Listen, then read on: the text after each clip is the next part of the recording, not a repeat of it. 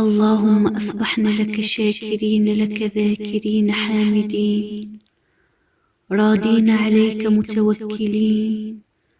اللهم لك الحمد ربنا، فأتمم نعمتك وعافيتك وسترك علينا، وأسعدنا في الدنيا والآخرة.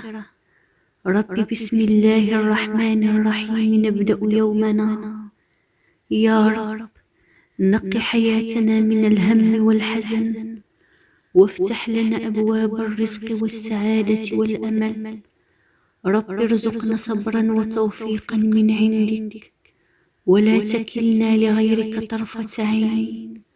اللهم صبحنا بصباح الآمنين، واجعلنا من عبادك الصالحين.